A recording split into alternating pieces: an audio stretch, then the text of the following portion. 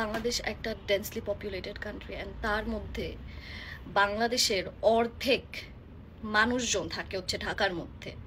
And আজকের এই ইনসিডেন্টটা না হলে আমি হয়তো জানতামও না যে এত বিজি একটা সিটির উপর এইভাবে ট্রেনিং করানো হচ্ছে।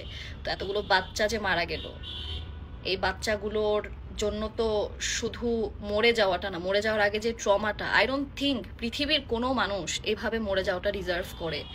এখন আমি জানি না আমি কাকে ব্লেম করব, বাট এই যে ডিসিশনগুলো নেওয়া হয় যে কোথায় কি ট্রেন করবে না করবে, এই ডিসিশনের রেজাল্টটাও কিন্তু এখন আমরা দেখতে পারলাম যে কতগুলো বাচ্চা স্কুলে পড়া অবস্থায় মরে গেছে, যারা সকালে হয়তো মা বাবার থেকে দেখা করে, মানে মা বাবা তো হয়তো চিন্তা করেনি কখনো যে ওখানে আজকে স্কুলে যাবে বাচ্চারা, বাসায় আর বাচ্চাগুলো আসতেছে না।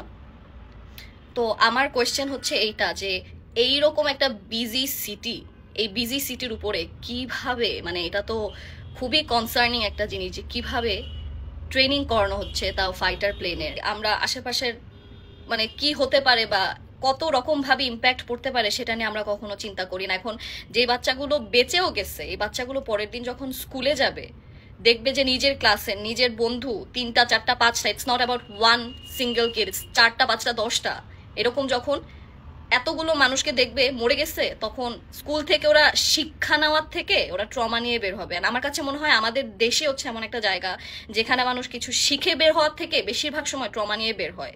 সো আমি আমাদের দেশের নাগরিক হিসেবে এটা আমার কোয়েশ্চেন যে আমার সেফটিটা কোথায়। মানে আজকে এখানে আমি বাসার মধ্যে বসে এই কথাটা বলতেছি, আমার মাথার উপর যে বিমান এসে পড়বে না, এই যে আপনারা যে ট্রেনিং করতেছেন আমার মাথার উপর যে আমার সেফটিটা কোথায়। আমার এত গায়ে লাগতেছে বিকজ আমার ভাই ওই স্কুলে পড়তো, এখন অন্য স্কুলে চলে আসছে 1 বছর আগেও। তো আমি চিন্তা করতেছি যে আজকে যদি আমার ভাই ওই স্কুলে থাকতো, ওই বেঞ্চে বসা থাকতো, তাহলে আমি কি এই ভিডিওটা বানাতে পারতাম না? আমি হয়তো সবকিছু নিয়ে রাস্তায় বের হয়ে যেতাম যে আমার ভাই বেঁচে আছে নাকি নাই। সো কোনো ফ্যামিলি মেম্বার ডিজার্ভ করে না এইভাবে একটা প্যানিক নেওয়া।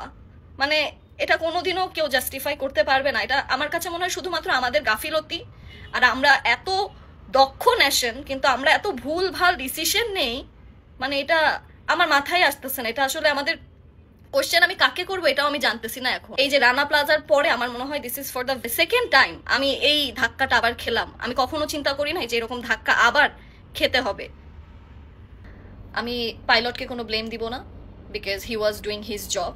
আমি বাংলাদেশ এয়ারফোর্স অথরিটির কাছে জানতে চাচ্ছি যে বাংলাদেশে এত রিমোট এরিয়া থাকার সত্ত্বেও আপনারা এরকম একটা ডেন্সলি পপুলেটেড সিটির উপরে এইরকম রুটের মধ্যে আপনাদের ফাইটার প্লেন যে ট্রেনিং হবে এইটার ডিসিশনটা আপনারা কিভাবে নিলেন?